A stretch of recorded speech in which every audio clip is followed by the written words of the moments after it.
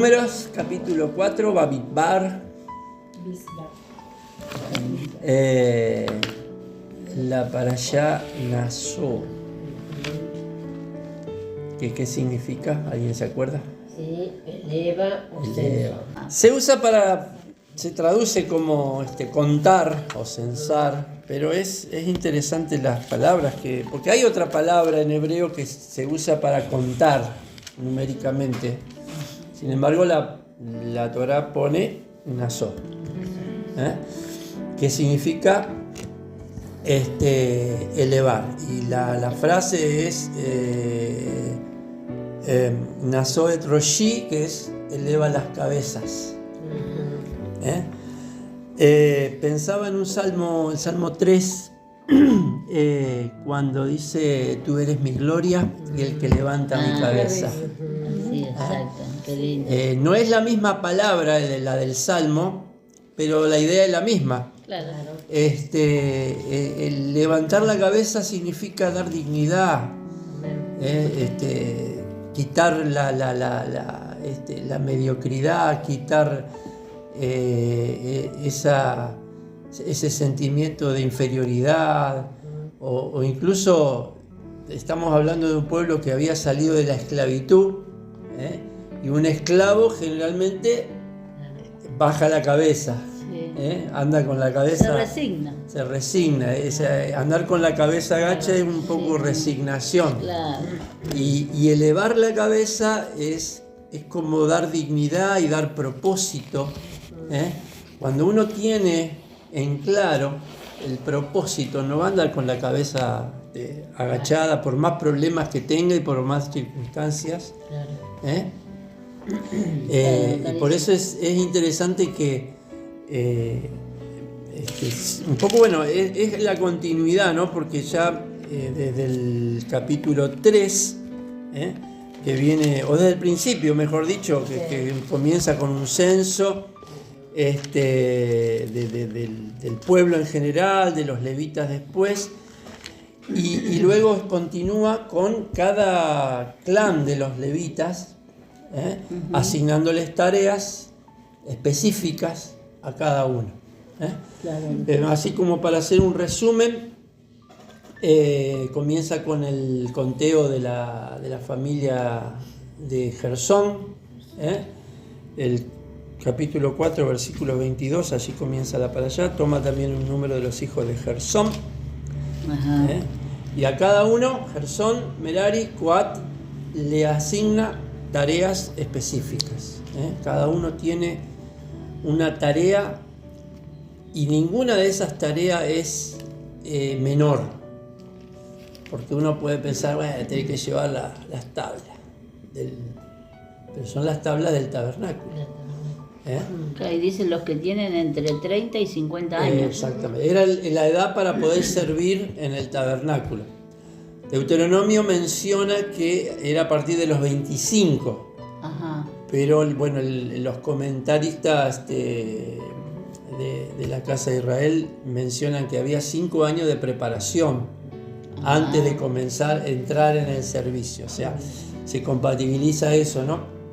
20 años serían 30, 50. A partir de los 30 podía empezar a servir, que es la edad más o menos en la que Jesús comenzó su ministerio. De todas formas, bueno, está hablando del servicio en el tabernáculo, ¿no? No quería decir que se retiraban de toda la vida social y espiritual del pueblo. El Señor no jubila a nadie. Amén. El Señor no jubila a nadie. A veces las organizaciones o las instituciones jubilan, pero el Señor no jubila a nadie. Y aún uno ve la condición que tenían que tener, porque no era simplemente, vos sos el que lleva las tablas, podés hacerlo cualquiera. Había que tener una condición espiritual aún para eso. A veces pensamos que, bueno, para limpiar el piso de la iglesia, para limpiar los baños no hace falta tanta consagración, pero sin embargo sí.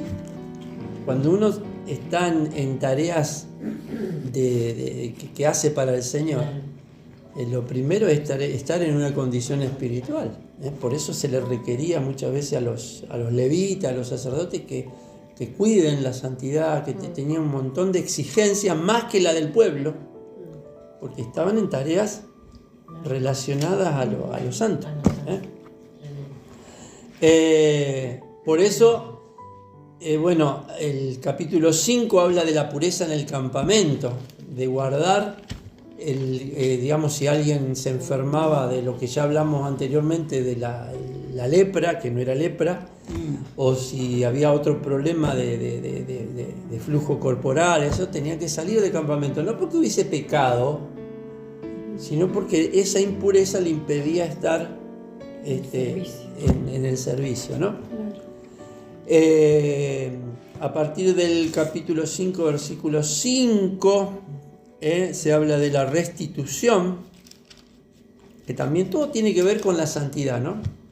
Uh-huh. Si alguien dañaba o alguien perjudicaba a alguien, tenía que restituir el mal que había hecho. Dice, no bastaba con pedir perdón, el infractor debía confesar su pecado y hacer una restitución. Eso muchas veces se habla, ¿no? Que no basta a veces con pedir perdón. Claro. Cuando es el caso, tiene que haber una restitución. Pedí prestado una herramienta y se me rompió. Eso. No la quise romper, pero se me rompió. Pido perdón, pero también... acá está, se me rompió, perdóname. ¿Y qué hacemos con eso? Luego está capítulo, a partir del versículo 11, la ley sobre los celos, dice la Sotá, que las mujeres se sienten un poco... ¿Por qué las mujeres? ¿Por qué las mujeres? ¿Por qué las mujeres? Bueno, pero no era solamente para la mujer, uno ve la mujer, pero yo pensaba, todo ese rito que tenía que hacer, presentarse al sacerdote, hacer una prueba, si la mujer se sentía culpable o había sido culpable, no se iba a prestar a ir al sacerdote. Y yo pienso cómo quedaba el hombre después que se veía que la mujer era inocente. Por eso después está el voto del nazareo. En algunos comentarios rabínicos lo relacionan a la ley de la Sotá con el voto de nazareo, con respecto a que el nazareo se abstenía principalmente del vino. Uh-huh. Y a veces, aunque el vino es pacto, el vino está en la cena del Señor y digamos tiene un significado espiritual muy, muy importante, sin embargo el exceso te lleva para otro lado. Claro. Entonces, el voto de nazareo, dicen que algunas personas lo hacían justamente porque se sentían arrepentidos quizás por el exceso.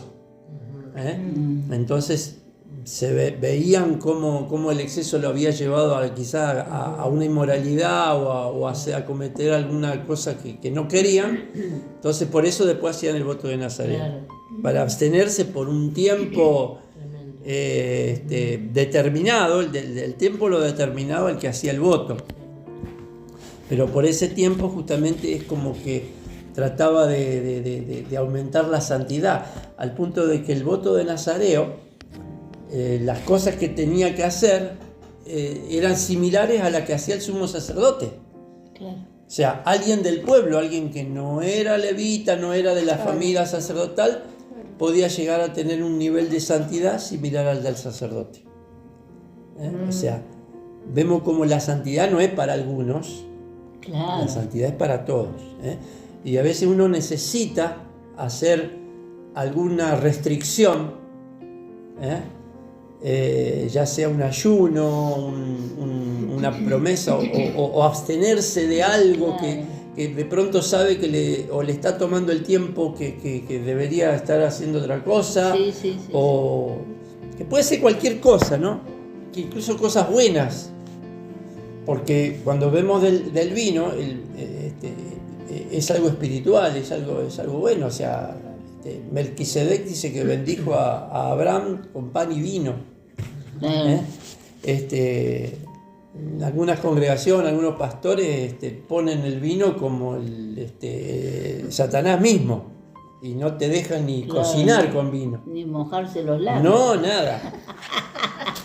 Y en el caso de Sansón, pastor, Bueno, Sansón era Pero nazareo, dice desde el vientre desde de su el madre. vientre, O claro, sea, que él desde no el- decidió, digamos, lo fue el fue Señor. elegido. Claro, fue elegido. Él fue elegido por el Señor. Claro.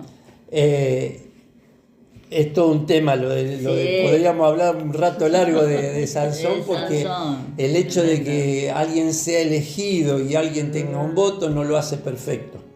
No, ¿eh? no. Sansón tenía sus tropezones también, sobre todo con el tema de las mujeres. Y la desobediencia de los padres, porque los padres eran los que tenían que guiarlo a él. Claro. ¿Viste? Cuidarlo sí. en cierta manera. Pero él sabía lo que él era. Claro, O sea, claro. no es que no le dijeron. No, pero decidió hacer otra cosa. Claro, Sí, por eso. también puede ser como el caso, aunque no era nazareo, Esaú y Jacob, que a los 12 los instruyó, Ah, sí. pero Los dos recibieron Cada uno tenían fue los mismos decidiendo- padres y la misma enseñanza. Ya, iba Cada uno decidiendo tomó su para camino. bien o para mal, Claro. ¿no? Y ahí vemos los resultados de que Esaú trajo mucha amargura a los padres, en cambio Jacob, a pesar de sus errores, se mantenía, digamos, conectado con el Con el Señor, Señor, claro. con la palabra. Entonces eran los dos estaban instruidos, pero cada uno eligió un camino. Claro. El nazareo entonces era alguien que decidía consagrarse al Señor de manera voluntaria y tenía que cumplir básicamente con 3 cosas: no consumir no solamente vino, sino ningún derivado, ni vinagre, ni pasa de uva, ni nada. ¿A la pasa de uva también? Nada pasa de, o sea, nada, no podía comer uvas tampoco. No puedo comer salud. No, nada de eso. No debía cortarse el cabello, ¿eh? Hay cosas que no Y- cuestan, pero otras sí. No acercarse a ningún cadáver, o sea, no podía ir a un velorio. ¿eh? Ah, Ni siquiera de Se su dice familia. que, bueno, Pablo tenía en algún momento ese voto de nazareo, porque de mí misma. él, ahí en el libro de los Hechos, hay quien le aconseja para que los demás judíos vean que él seguía guardando la Torá, que él pague, al final del voto de nazareo había que presentar una ofrenda. Y como había otros jóvenes también que habían hecho el mismo voto, entonces le dice: paga tu ofrenda y la de estos jóvenes para que todos vean que no es que no estás guardando la Torá. claro. Se dice que Jesús mismo hizo voto de nazareo antes de ir a la cruz. ¿Eh? Él dice: no beberé más del producto de la vid hasta que lo tome con mi Padre en el reino. Dice. Por eso dice que no quiso tomar la O sea, habrá esponja sido con la- vinagre que le ofrecieron cuando dijo tengo sed, Ah, y que le ofrecieron el vinagre y no lo quiso tomar. claro. ¿Ah? Es como que una característica del nazareo. Claro. O sea que ese voto todavía seguía vigente en todo el Nuevo Testamento. ¿Cuántas cosas? ¿Eh? No es que pertenecía nomás al Antiguo Testamento, sino que eso seguía vigente Claro. en el tiempo de Jesús, en la época del primer templo. Luego está la bendición sacerdotal, que después ahora lo vamos a ver un poquito más en detalle. Luego las ofrendas, esto es bien interesante, las ofrendas, la Parashá Naso es la más larga de todas. Sí, vi que tenía 4 páginas. El último capítulo 7, tiene como 80 versículos. 89.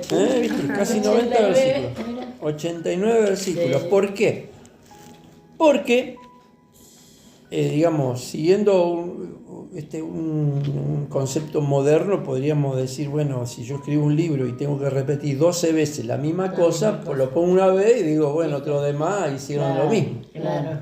Pero Sin embargo, la Torah no explica y repite, digamos, cada jefe, cada líder de cada tribu llevaba una ofrenda cada día. Era uno por día. Claro. Y todos llevaban exactamente Lo lo mismo. Tremendo eso. Pero sin embargo la Torá se toma el tiempo y el espacio de mencionar a todos y cada uno, aunque La cuchara. Aunque era ¿no? el- de plata, si quieren leemos el primero. A ver, el 7. Versículo 7, 2 carros y 4 bueyes dio los hijos de Gersón conforme a su ministerio, los hijos de Merari. No, pero está un poquito más adelante.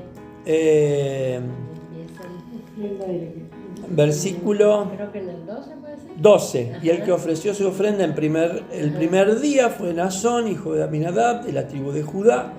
Su ofrenda fue un plato de plata de 130 ciclos de peso y un jarro de plata de 70 ciclos al ciclo del santuario, ambos llenos de flor de harina amasada con aceite para la ofrenda, una cuchara de oro de 10 ciclos llena de incienso, un becerro, un carnero, un cordero de 1 año para el holocausto, un macho cabrío para expiación y para ofrenda de paz, 2 bueyes, 5 carneros, 5 machos cabríos y 5 corderos de 1 año. Esta fue la ofrenda de Nazón, hijo de Aminadab. Y lo repiten cada uno.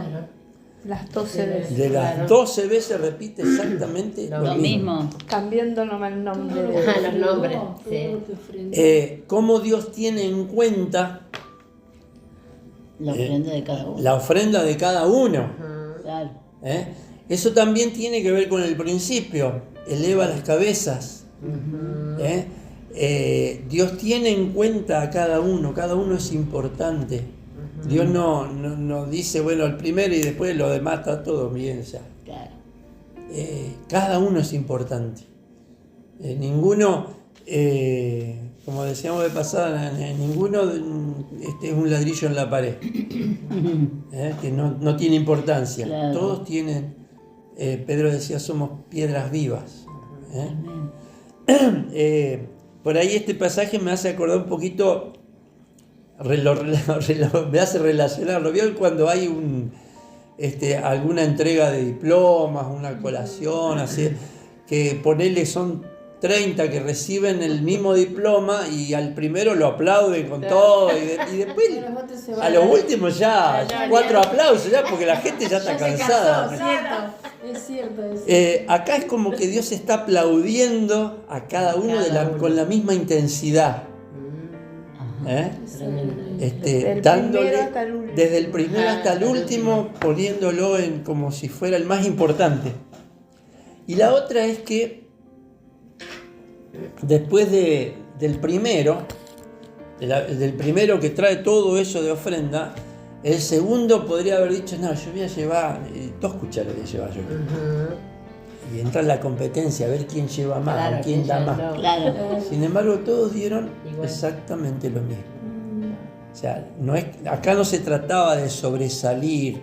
Mirá la ofrenda que, como el Jesús cuando habla de la viuda pobre que dio, dice, todos querían, Claro, sí. todos daban y mostraban lo que daban y todos querían sobresalir. Acá ninguno quiere sobresalir sobre lo demás, sino que cada uno da su ofrenda porque lo que importa es cómo lo da uno, el corazón. Yo pensaba cuando estaba leyendo, digo, ¿ya se habrán puesto todos de acuerdo en llevar lo mismo? Posiblemente la instrucción fue era esa. que Eso tenían tenían que que llevar, llevar. sí. Bueno, No es que era cada tanto uno eso, llevó lo que claro, quiso y... Sí. Puede No, ser también. No, había una instrucción. Había una instrucción para que cada uno llevara eso. Claro. También habla de que Dios nos mira, como digo, no lo que damos, sino con la intención y el corazón, Claro. con lo que uno lo da, ¿no? Por eso, y era una ofrenda que no se daba en secreto. No. Claro. No. Hay 2 tipos de ofrenda. La que dice Pablo, Jesús, mejor dicho, no sepa tu izquierda lo que hace tu derecha. Ajá. Eso se refiere a cuando uno da una ayuda al que lo necesita, alguien que está pasando una necesidad, vos le das una ayuda, pero en secreto, o sea, no necesitas Claro, publicarlo, claro. o sea, vos lo ayudás Claro. y Sí, punto, nadie más se entera. Pasa eso. En este caso es pública, Claro. estas ofrendas son públicas. Sí. ¿Eh? Por eso hay que tener cuidado cómo la da.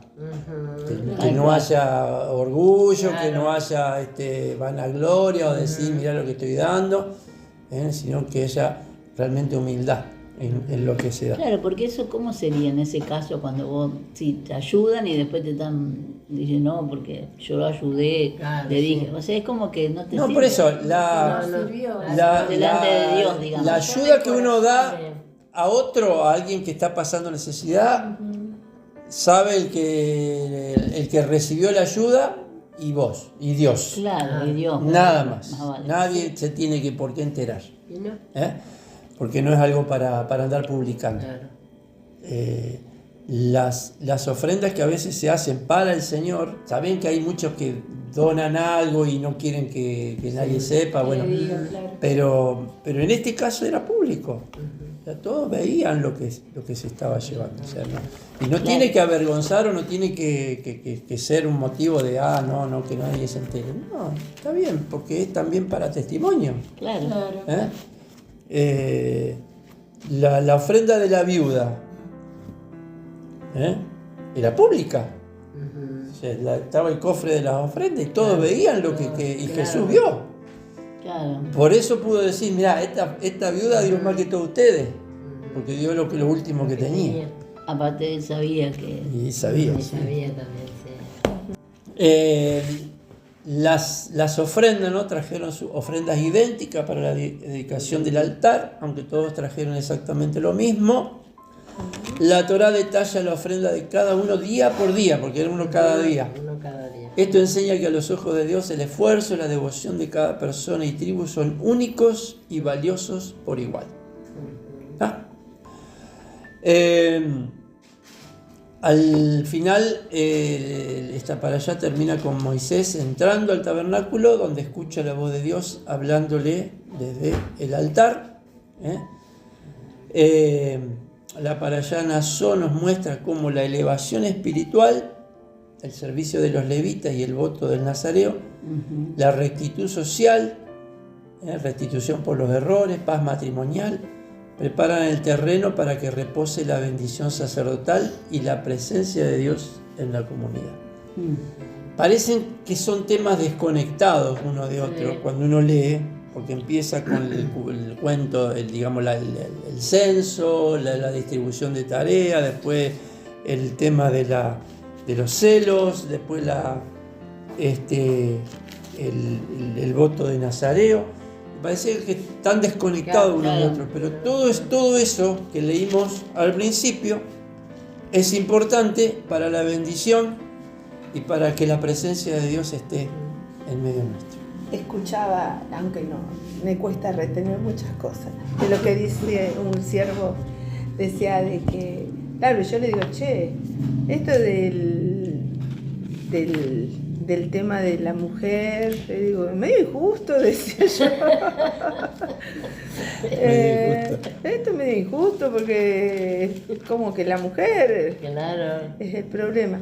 Pero claro, por ahí escuchaba a un rabino que decía que la mujer muchas veces es el alma de uno, que está mal, que necesita ser purificada, que necesita ordenarse. O sea, dice, vos podés pasar por una situación que trae oscuridad a tu vida y tiene que tomar esas aguas donde sí es amarga la situación esta, pero asumo y es como que, bueno, se produce cierto arrepentimiento.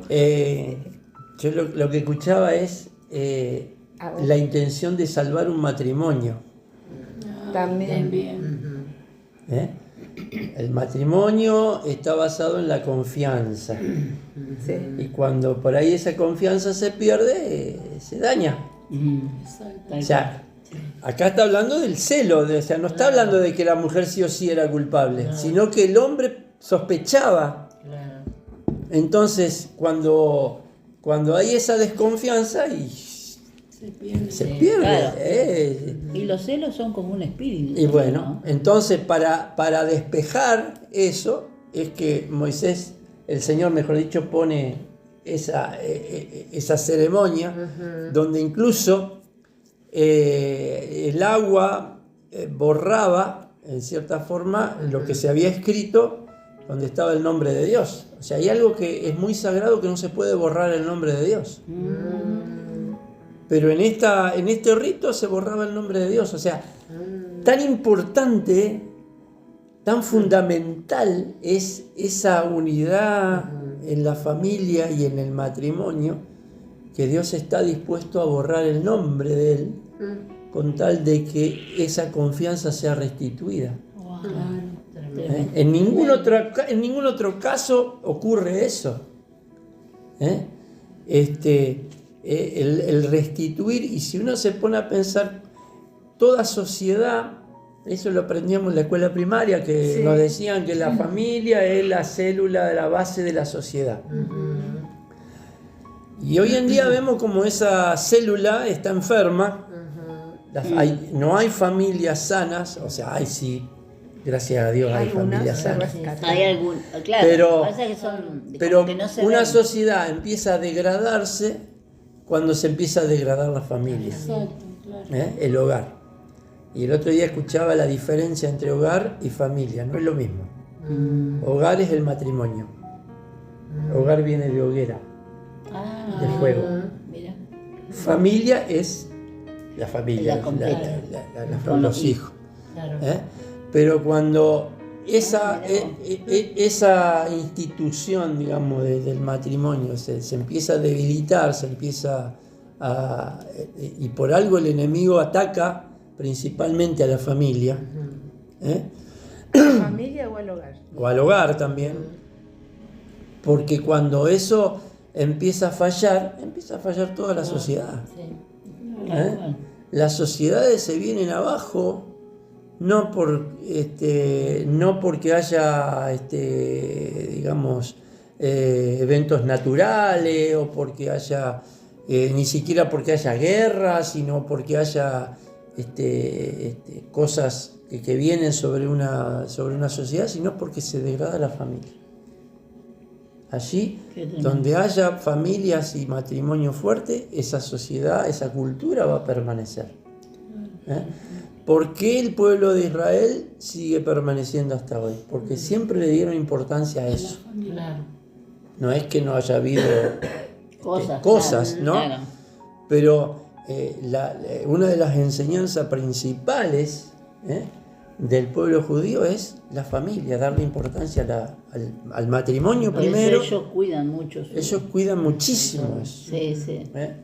Porque el día que una sociedad empezó a descuidar eso y a permitir que eso sea atacado, y esa cultura desaparece. Y de ahí está también el tema del yugo desigual, porque Claro, viste yugo que ellos desigual. cuidan de que ellos busquen sí. una del mismo pueblo, con la misma... Tremendo. Y ellos siempre están muy preocupados por esas cosas.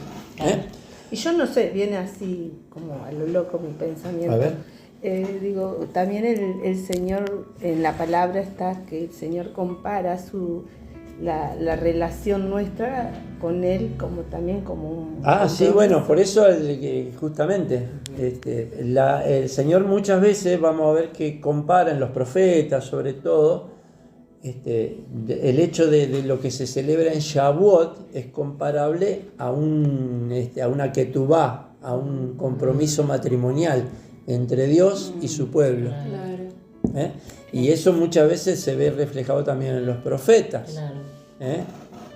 Cuando Dios le habla a Israel como una esposa, a veces como una esposa infiel, Claro. como algo... Sí. Sí. Bien, pasamos a la bendición sacerdotal, Ajá, que claro. vamos a analizar un poquito eso. Si quieren podemos leer ahí números 6, 22 al 27, alguien que lo lea. Sí. Del 22 al 27. hasta. Jehová habló a Moisés diciendo, habla a Aarón y a sus hijos y diles, así bendeciréis a los hijos de Israel, diciéndoles, Jehová te bendiga y te guarde. Jehová haga resplandecer su rostro sobre ti y tenga de ti misericordia. Jehová alce sobre ti su rostro y ponga en ti paz. Y pondrán mi nombre sobre los hijos de Israel, y yo los bendeciré. Amén. Amén. Hay un detalle que obviamente en ninguna traducción lo vamos a ver, pero el otro día me estaba prestando atención en el texto hebreo de las bendiciones, porque son 3 bendiciones, en realidad es una bendición triple. Después de cada una de las frases hay una letra mem, una letra hebrea mem. Digo, ¿y qué es esto? Digo yo, porque algo tiene que haber acá. Digo, ¿Usted tiene la Torá, pastor? sí, tengo. Ah. Buscala ahí. Así lo podemos ahí ver. se ven bien las cosas. Yo tengo aparte en la aplicación, tengo el texto en hebreo, lo tenés en lo como original. el texto en paralelo, digamos, que está en hebreo y está en inglés y está la fonética. Qué bueno. Pero, digo, cada frase, la letra mem. ¿Qué es esto? Digo yo. Y no encontraba de dónde, por qué. Obviamente no está traducido porque es una letra. Claro, Simplemente es una sola letra. Y leía, encontré por ahí preguntándole a la guía y todo eso. ¿La viste? A ver Una dónde. amiga. Claro. A dónde. Y es como. ¿Por qué le preguntaste? Claro, a ver dónde está. El capítulo 6. Por ahí. Por acá 6, está. 22. Mucho para que se sepa todo eso, Sí, ¿viste? ¿viste? Fíjate, esa es la letra mem. Que está ahí, está acá. ahí, está ahí, está ahí. Ajá. Y no tiene traducción. Obviamente no tiene traducción. Esta. Y decía, ¿qué significa esto? Y dice que es una letra, el significado es como que el cielo está respaldando Wow. esa afirmación. Que no es simplemente la palabra del sacerdote que la está pronunciando, no. Es el cielo mismo, es Dios mismo respaldando y apoyando esa afirmación.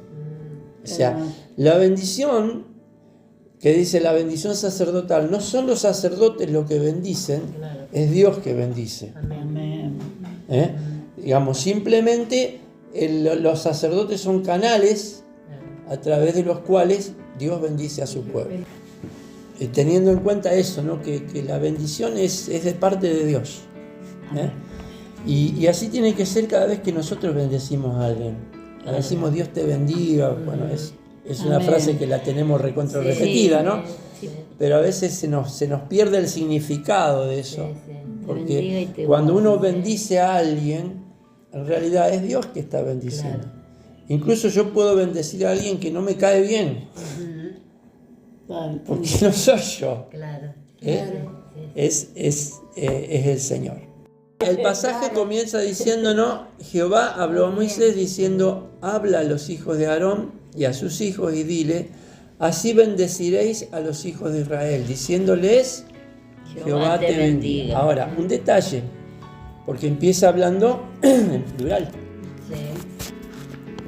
Debería haber dicho, si seguimos esa lógica, que el Señor les bendiga a todos. Sin embargo, empieza hablando en plural, pero después sigue en singular. Es un detalle que no es menor, porque están bendiciendo a todo el pueblo. Sin embargo, dice, Dios te bendiga. Claro. Por un lado, Una forma personalizada. es una forma personalizada, personal, Claro. donde cada uno es receptor de esa bendición. No importa si hay 10.000 alrededor mío, cada uno es receptor de esa bendición. Por otro lado, muchas veces Dios le habla a todo el pueblo como si fuera una sola persona. ¿Recuerdan el Shema? Shema Israel, el Señor tu Dios, no le dice el Señor su Dios. Tu Dios. Le habla a todo Israel como si fuera una sola persona. Claro. Eso tiene que ver con la unidad. Con cuando La unidad del la pueblo. semana pasada vimos Shavuot, dice que estaban todos unánimes, juntos. Juntos. Dios bendice la unidad. Amén. Amén. Sí, Dios nos bendice a cada uno en particular, Sí. eso es cierto. Cada uno puede, digamos, si está en comunión con el Señor y está pendiente de esas cosas, sabe que Dios lo está bendiciendo. Claro. Pero Dios se manifiesta de una manera muy especial en la unidad. Por eso, a veces cuando estamos reunidos tenemos que procurar esa unidad. No ser todos iguales. La unidad no significa que somos todos iguales, sino que hay unidad de propósito, unidad en lo que estamos haciendo. Seguramente esos 120 que estaban ahí en el aposento orando durante 10 días tendrían su diferencia. Es más, dice que 500 personas dice que lo vieron a Jesús resucitado, pero en el aposento había 120. Claro. ¿Dónde estaban los otros? Claro. Claro. Haciendo sus cosas, capaz que no estaban pecando, pero estaban en otra. Quizás ahí estaban los que Dios quería que estén, o los que sintieron en su corazón y se unieron justamente y produjeron una unidad. Unidad de pensamiento y unidad de propósito sobre todas las cosas. Dios bendice el ejad, la unidad. La unidad. Por eso la Shema es justamente: oye Israel, el Señor tu Dios, el Señor uno es, y le habla todo en una sola persona. Y acá la bendición también es en singular, primera persona en singular, porque Dios bendice la unidad. Obviamente, como decíamos, ¿no? Cada uno recibe y abre su corazón a esa bendición para recibirla.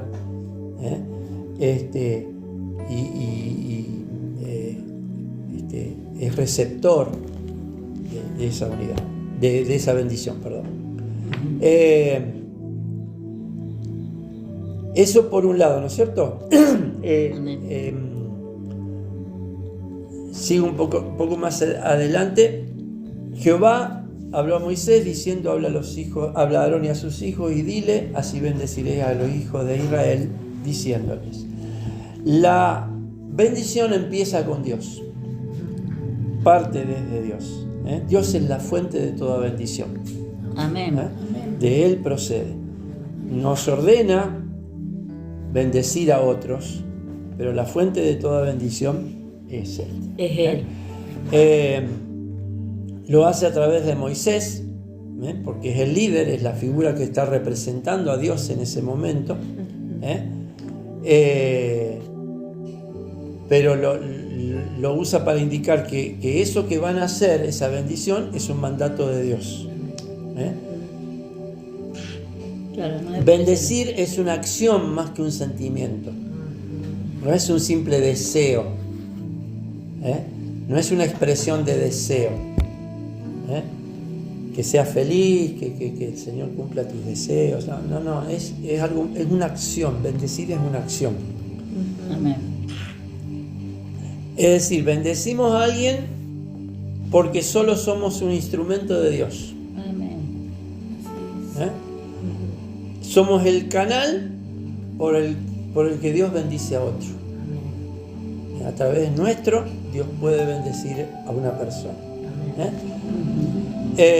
Y eso no depende de los sentimientos. No nos guiamos por los sentimientos. Lo bendigo porque me cae bien, o porque me atrae, o porque es una buena persona, Claro. porque lo quiero. No, eso la bendición no depende de eso. Porque yo puedo bendecir a alguien, hasta a alguien que no me cae bien.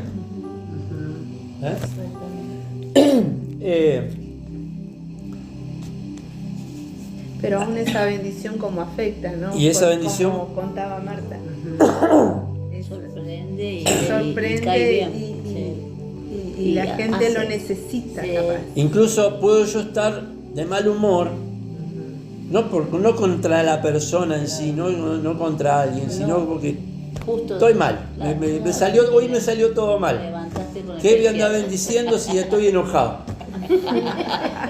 Aún así puedo bendecir. así, Porque, claro. repito, Claro, porque vos decís, ¿qué va a que decir? yo esté mal no quiere decir que no que pueda claro. ser un canal de bendición para otro.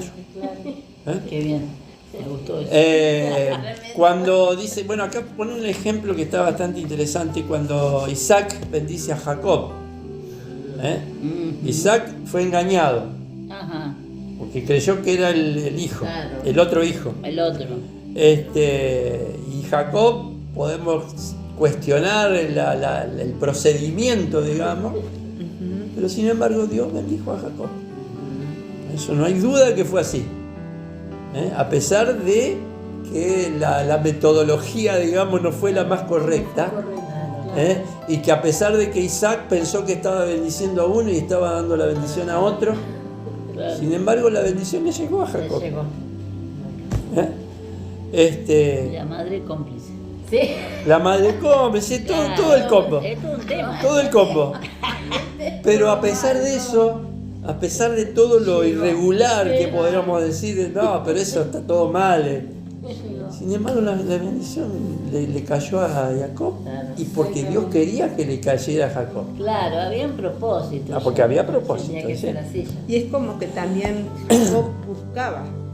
Finalmente, dice Isaac, solo fue el medio para hacer llegar la bendición de Dios a Jacob. ¿Bien? Isaac fue el canal a través del cual Dios bendijo a Jacob. De esto aprendemos que cuando hay amor también hay acción.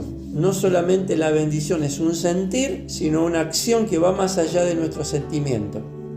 Así que nunca dejes de bendecir, en especial a los hijos, aun cuando a veces no tenemos todo el deseo de bendecir. En el verso 23, ¿qué dice el verso 23? ¿Qué capítulo? Del cual estamos en el capítulo 6, Estamos hablando de la bendición. estamos hablando de la Habla bendición. a Aarón y a sus hijos y dile, así bendeciréis a los hijos de Israel, diciéndole. Es el 23. Ahí está. Moisés habría de transferir esa autoridad o ese mandato a Aarón, que es el representante oficial de Dios como sumo sacerdote. Así bendecirán a los hijos de Israel. Es decir, así, no de otra forma. Y acá en el caso de este que le dice a Aarón, porque justamente a Moisés le costaba hablar. No, porque Aarón era el sumo sacerdote. Claro. Ah, Moisés era el líder, claro. pero Aarón era el sumo sacerdote. Ah, correcto. O sea, la responsabilidad del sacerdocio le cayó a Aarón, no a Moisés. Ajá. Recordemos esto, que Aarón era el primogénito, no era Moisés. Moisés era el líder que Dios eligió, pero Aarón era el más grande, el primogénito. Cómo todo se ordena, ¿no? Todo se ordena. Uno dice, bueno, pero Dios llamó a Moisés, como que era el más importante. Claro. Y sin embargo, bueno, los Pero dos roles. en Dios hay roles, Claro. no hay jerarquías. Claro. En Dios hay Vos me roles. servís en este lado. vos acá, Exactamente. yo acá. Humanamente a veces tendemos a pensar que el pastor, el profeta, ya están allá arriba, son los más Claro, son importantes. lo más No, importante para Dios. hay roles. Nadie es más importante que otro en el reino. Claro. Por eso volvemos al principio de esta para allá. Levanta la cabeza. Todos son importantes. Todos son importantes. Todos son fundamentales. Por eso cuando uno falta, cuando alguien no hace la tarea que tiene que hacer, puede haber alguien que lo reemplace, pero no va a ser lo mismo. Nunca va a ser lo mismo. Amén. Entonces, dice ahí, así bendecirán a los hijos de Israel. Es decir, no de otra forma. Había una forma de bendecir. Digamos, el sacerdote ahí no podía fluir de acuerdo a como a veces hacemos algo espontáneo. No, está escrito cómo tenía que bendecir. Claro. No podía bendecir al pueblo como se le ocurriera en ese momento, ya que el Eterno estableció esas palabras de manera particular. Acá no cabía la improvisación, no se trataba de que el Espíritu le guiara para hablar de determinada manera. Es cierto que a veces el Espíritu nos lleva a decir cosas, a hacer cosas, está bien, eso no hay problema. Pero hay veces que hay cosas que están escritas y no necesitamos una revelación especial para hacer o decir algo. Ya está escrito. A veces le pedimos, Señor, dame una palabra, y a veces la palabra está escrita acá. Y basta que la leamos para saber lo que tenemos que hacer. Pero queremos revelaciones especiales. Claro. Dirigida a vos. Claro. Personal. Personalizada. Personal. Es una pauta, esto también es una pauta que nosotros debemos seguir. A veces hay que decir las cosas tal cual Dios las haya dicho y establecido. A veces le buscamos la vuelta, tratamos de suavizarla o tratamos de decirlo de otra manera, pero a veces no hay que cambiar ni modificar nada. Hay que decir las cosas como Dios las dijo. Los sacerdotes tendrían esta responsabilidad de bendecir al pueblo, aunque no tuvieran ganas, y de hacerlo de la manera que Dios lo estableció. Dice así: Jehová te bendiga y te guarde. Esta parte, la bendición es progresiva, va de menor a mayor, va desde lo material hasta lo más espiritual. Porque al principio, cuando dice Jehová te bendiga y te guarde, está hablando de bendiciones materiales. Algunos que tienen un conflicto con lo material. No, Dios es espiritual. Todas las bendiciones siempre son espirituales. No. Hay bendiciones que son materiales. Claro. Y eso está muy en la conciencia o en la mentalidad hebrea. Cuando dice te bendeciré y empieza a nombrar todas las cosas que le iban a salir bien: la cosecha, los granos, los animales, la descendencia, ¿cómo es? La provisión de Dios, todo eso está dentro de la bendición. Ahora, dice, el Señor te bendiga, con lo mejor de las cosechas, con lluvia a su tiempo, con animales sanos, con hijos, con muchos hijos, con larga vida, con prosperidad. Todo eso es bendición. Pero le dice, Dios te bendiga y te guarde. Porque a veces la abundancia material me lleva a olvidarme de las cosas de Dios. Entonces no es solamente que Dios me prospere y después me olvido. En alguna parte le dice, cuando entres a la tierra y Dios te prospere y Dios te dé todas las cosas, cuida de no olvidarte. Claro. Cuídate de no olvidarte. ¿Quién es el que te da todas esas cosas? Que no nos dejemos, no nos distraigamos por las cosas materiales, olvidarnos de quién provee esas cosas materiales. ¿Y para qué están esas cosas? ¿Y para qué están? Sobre todo, ¿para qué están? Porque la bendición material no viene para darnos gusto a nosotros, para cumplir nuestros caprichos, claro. Es para cumplir un propósito. Amén. Al que mucho se le da, mucho se le va a pedir, tanto en lo material como en lo espiritual. Si Dios le da riqueza a alguien, es porque quiere que esa persona haga algo con esa riqueza. El otro día el pastor comentaba de ese empresario que le pidió a Dios y que lo prosperara y lo empezó a prosperar de tal manera que ya dar el diezmo le parecía mucho. Sí, ¿Te acuerdas de esa? Sí, me acuerdo. Wow. Claro, ya le empieza a doler. Claro, porque una cosa es dar un diezmo de algo pequeño y otra cosa es dar millones. Y entonces empezó a retasear y con el tiempo perdió todo. Claro, Porque el propósito Sí. a veces de que Dios se enriquezca materialmente a una persona es que pueda bendecir a otros y que pueda servir para el reino. Claro. Y sí. ¿Cuánta ayuda? A veces Dios no prospera a alguien porque sabe que va a ser desastre. A veces tenemos que preguntarnos, ¿sí, ¿por qué el Señor Tal no me cual, prospera? exacto. ¿Qué será lo que voy a hacer yo si de pronto tengo $1 millón en la cuenta? Ni lo quiero ni imaginar. Lo hago bolsa. No puedo imaginármelo. O si vamos a tener la sabiduría, Claro, no porque lo vamos a malgastar, no vamos a olvidar de Dios. Si vamos a tener la sabiduría, Invertirlo. ¿Cómo lo administrar? una vez, hace mucho leía un estudio social que se hizo. En el mundo hay riqueza como para darle a cada habitante de la tierra, a cada uno de los 7 mil millones de personas, darle $1 millón a cada uno. Claro. ¿Quién tiene mi millón? La gran pregunta. Eso es la riqueza que hay en la tierra. Ahora, está también comprobado que si vos le das $1 millón a cada uno de la tierra, en 2 años vuelven a ser pobres. Sí. En 2 años vuelven a lo mismo que estaban al principio. A la misma condición. A la misma condición. Claro. Porque la pobreza está acá, Claro.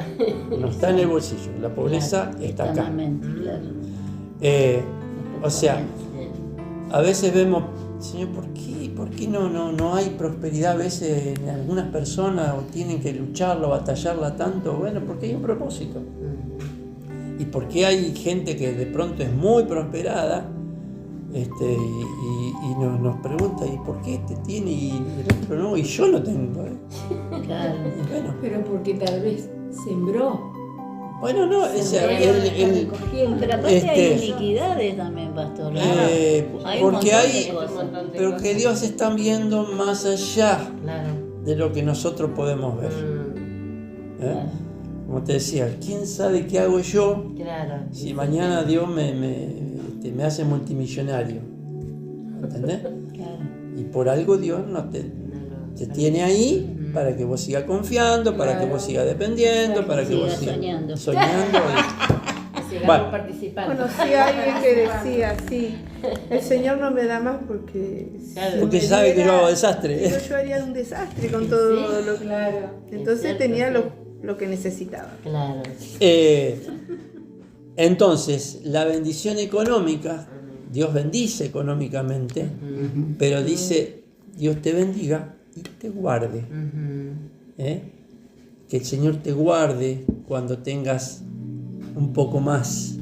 Que el Señor te guarde de no olvidarte, que el Señor te cuide también eso, porque no solamente es tener algo, sino que el Señor ponga un cerco alrededor de lo que Dios te ha dado y que podamos cuidar eso que Dios nos ha dado en lo material. Amén. De pronto, sí, Dios me da, quiero que Dios me dé un 0 kilómetro. ¿Y qué estoy haciendo con lo que tengo? En lo material. Si no puedo cuidar la bicicleta que tengo, No puedo pagar o la moto. no pagarla, cuidarla. No, yo la cuido, no, Bueno. yo la cuido. Por Amén. eso dice Cuando- su palabra, que si en lo poco me eres fiel. Si lo poco eres fiel, sobre sobre mucho te pondré. Y eso está en la parábola de los talentos, que Jesús está hablando de dinero. Está bien, uno lo lleva al plano espiritual, está bien, pero Jesús está hablando de dinero. Claro. ¿Eh? Bien, Jehová te bendiga y te guarde, acuérdense de eso. Dios bendice, pero también necesitamos tener en cuenta que la bendición espiritual necesita de eso, del cuidado de Dios. Dice, va ligada a la primera parte de la bendición, porque hay bendiciones que si no llevan esa guarda de parte de Dios realmente no sirven. Si la primera parte de la bendición es que el Eterno te dé y te haga prosperar materialmente, hay un detalle importante: cuando nuestras necesidades materiales están totalmente cubiertas, nuestra integridad y carácter también pueden verse afectados. Porque podemos caer en la ostentación, arrogancia, falta de agradecimiento, Entonces ha sido bendecido económicamente, pero eso puede significar la muerte personal de muerte espiritual de una La persona. muerte espiritual, claro. Qué fuerte. Es fuerte eso. El que te guarde, que Él te guarde de que ese dinero y bendición económica no se conviertan en un tropiezo para ti y que puedas perder tu alma. Esa protección significa también que Dios nos dé seguridad. Por algo el Señor le decía, cuídate, Cuida. cuídate. Claro. Claro. Yo te voy a dar la capacidad de hacer riqueza, pero cuídate. Lo otro es también, el dinero en exceso a veces da inseguridad. ¿Por qué? Porque empieza el temor. Temor a que te roben, temor a que Sí, tal te cual. saquen o que te quieran aprovechar de vos, temor de esto, temor Y de desconfía de todo lo que te Y visita. entonces el que mucho tiene a veces me tiene, viene a buscar. el que mucho tiene a veces tiene esa inseguridad. Sí. Entonces, no es nada más pedir bendición de Dios, sino también pedir su protección junto con esa bendición espiritual. Amén. Podemos resumir a la vez que Dios da y también protege. Así como Dios da, Dios te protege. Te protege. Que nos protege de la inclinación al mal, del Yetzer Hará, que Él nos guarde y nos proteja de que nuestros bienes materiales no desvíen nuestro corazón. Verso 25. Sí. El Señor haga resplandecer su rostro sobre ti y tenga de ti misericordia. Acá pasamos del plano material al plano afectivo, Amén. al plano de nuestros sentimientos.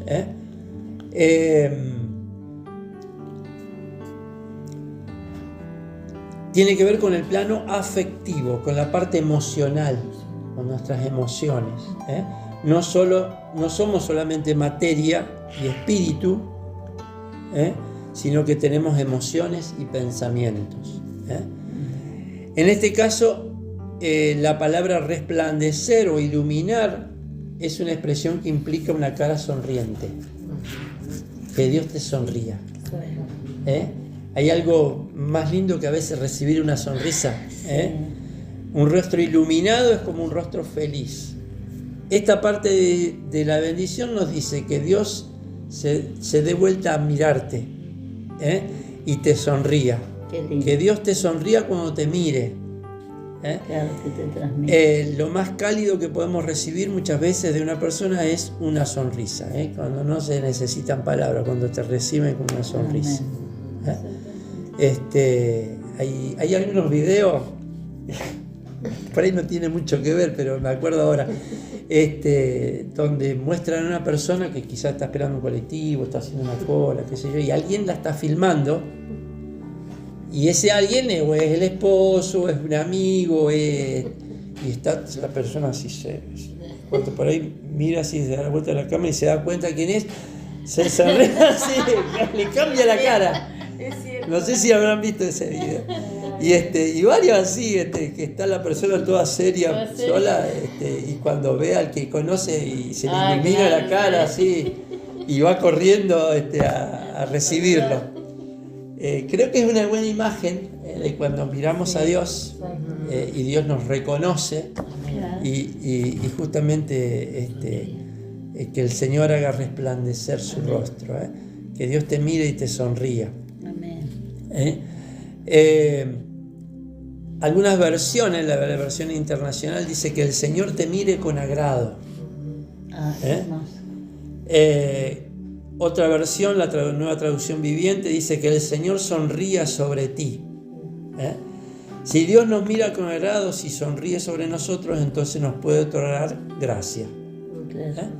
El Señor haga resplandecer su rostro sobre ti y tenga de ti misericordia, pueda expresar su gracia sobre nosotros. Amén. Dios es pura gracia, Dios es pura misericordia, y cuando uno le busca, puede sentir ese amor, puede sentir que esa presencia de Dios que nos abraza, nos consuela, nos contiene.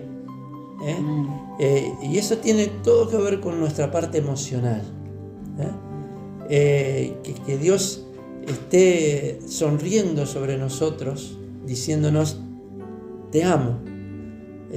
No importa si no somos perfectos, si no somos lo que realmente deberíamos ser, pero sin condición. El padre que abrazó al hijo pródigo así como venía, pues no era chancho, pero lo abrazó, lo besó y lo recibió con alegría, corriendo. no recriminándole nada, Claro. sino lo abrazó porque ese hijo volvía. Y cuando nosotros tenemos esa actitud de estar siempre volviendo, Dios nos mira con agrado. Amén. Bueno, habla acá un poco de que de pronto tenemos que imitar nosotros también esa actitud de Dios, también imitarla hacia otros, hacia nuestros hijos, hacia las personas que a veces no están pasando por el mejor momento. Sin embargo, siempre recibir lo que hablamos al principio, ¿no? Recibir al que viene con una sonrisa, Ajá. con un abrazo, con cariño, no echándole en cara sus errores o sus flaquezas, sino que realmente como Dios nos trata a nosotros, recibirle de esa manera. Amén.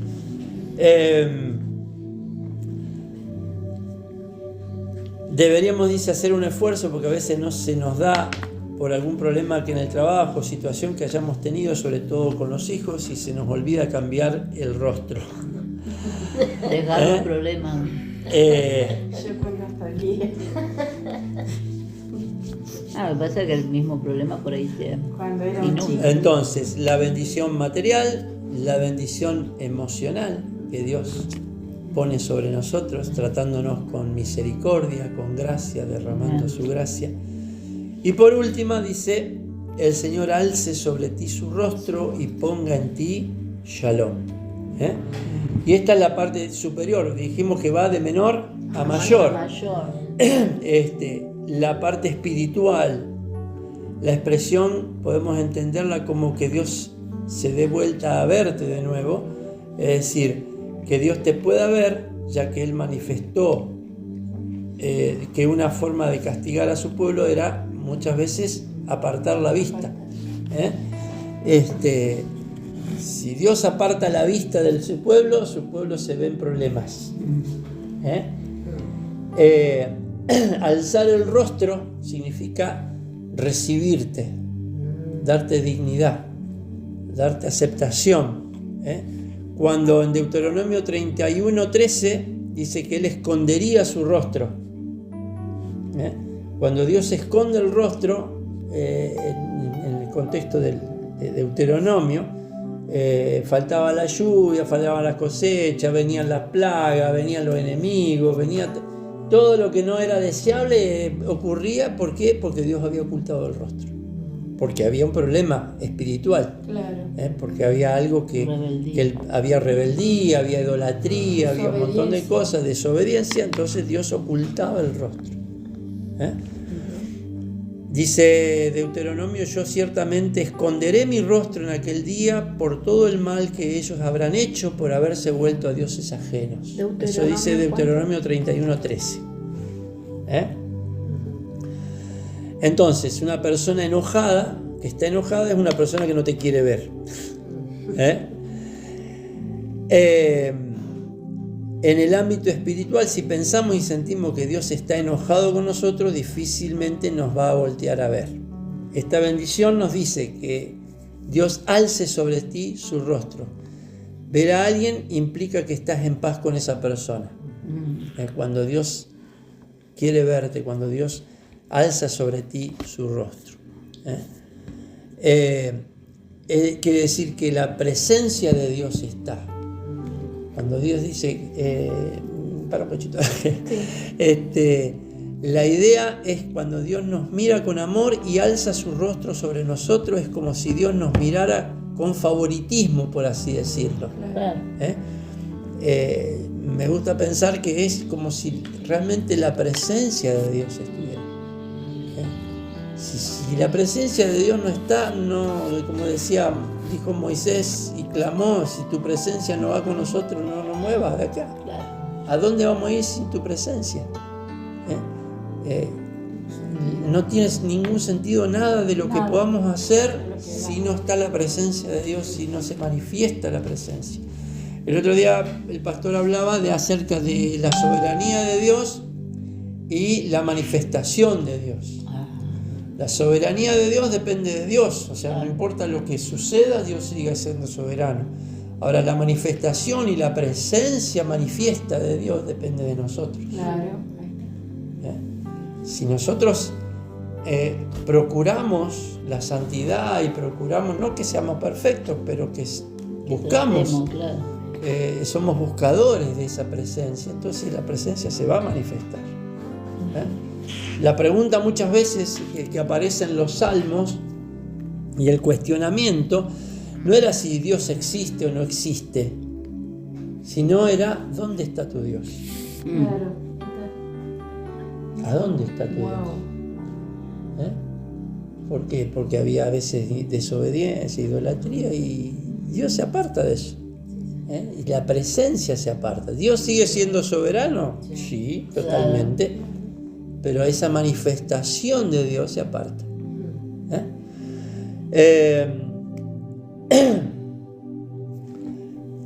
Que al ver nuestro rostro vea algo que lo haga querer bendecirnos. Lo primero es tener un encuentro con Dios. En los días de los reyes, que recibían a ciertas personas, cuando el rey estaba molesto con alguien, no lo veía, no lo recibía.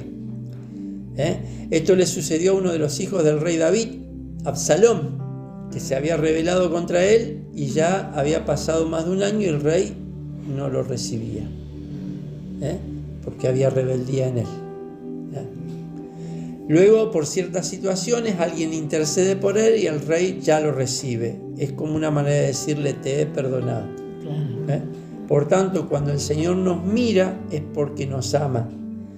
Nosotros podemos acudir a ese rey, a Dios, el cual no esconde su rostro de nosotros, salvo que esté, que haya una situación en nosotros que haga que ese rostro se esconda.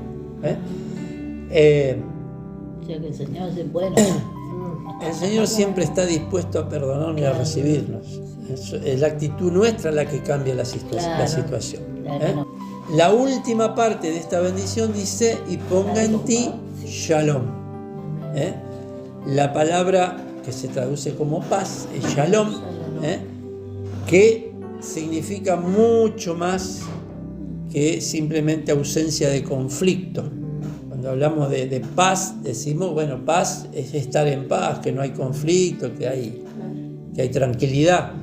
Pero realmente la palabra Shalom va mucho más allá, es mucho más completa.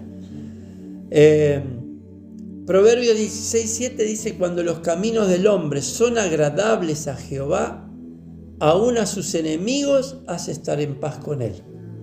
Proverbios 16:7. Tal vez los enemigos no desaparezcan, pero esa es una gran promesa que dice que los enemigos estarán en paz con él. Esto es una súper bendición, sobre todo hoy pensando que el pueblo de Israel, que se encuentra en Medio Oriente, ¿no?, está rodeado de enemigos que todo lo quieren destruir. El concepto más alto de Shalom es justamente esa ausencia de necesidad. Es decir, no hace falta nada. Estoy completo, es estar completo en Él. Pablo decía, ustedes están completos en Él. Eso es Shalom. Es decir, no es que tenga todo lo que quiero, pero tengo todo lo que necesito. A veces lo que necesitamos no siempre va de la mano con lo que queremos. Porque a veces Dios sabe que necesitamos algo, pero nosotros no sabemos que necesitamos eso. Claro. Entonces, ser conscientes de que Dios nos da todo lo que necesitamos. No siempre todo lo que queremos, pero sí lo que necesitamos. Y cuando estamos aferrados a Él, cuando estamos siendo buscadores de esa presencia y sabemos que estamos en la presencia de Dios, entendemos que estamos completos. Y estar en Shalom es estar completos. Amén. Sí, sí. Ausencia de necesidad, ausencia de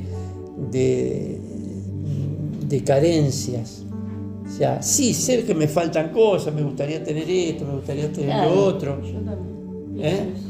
Siempre aspirar a otras cosas no está mal. Claro, Porque uno puede querer mejorar en muchos aspectos pero saber que estamos completos en Él. Amén. Que puede haber cosas que nos gustaría tener, pero saber que estamos completos en Él. Tener contentamiento, ser agradecidos por lo que tenemos. Amén. El otro día un rabino decía, enfocarnos en las cosas que tenemos y no enfocarnos en lo que nos falta. Lo que no tenemos. Sí, porque uno cuando se enfoca en lo que le falta, y va a estar amargado toda la vida. Porque nunca vamos a tener todo lo que queremos. Y no. Pero cuando uno es agradecido y se enfoca en lo que Dios ya le dio, ahí es donde tiene Shalom. Y ahí es donde estamos justamente en la presencia de Dios. La bendición abarca lo material, lo emocional y lo espiritual. Por eso es una bendición completa y única. Amén. Y particular en toda la Biblia. Pienso a veces cuando en el momento que Jesús se despide de sus discípulos, dice que los bendijo. Y uno casi puede estar seguro de que les estaba dando esta bendición. Cuando Él se aparta, asciende a los cielos, los bendice. Los bendice seguramente con esta bendición. El Señor te bendiga y te guarde. El Señor haga resplandecer su rostro sobre ti y tenga de ti misericordia. El Señor alce su rostro sobre ti y ponga en ti Shalom. Amén. Que el Señor nos bendiga. Amén. Y podamos de esta manera también, así como Dios nos bendice a nosotros, poder bendecir de esta manera, sea a nuestros hijos, sea a nuestros seres queridos, sea a un hermano, sea a quien sea. Pero a veces pensar que si Dios nos bendice de una manera, también nosotros podemos bendecir de la misma manera. Amén.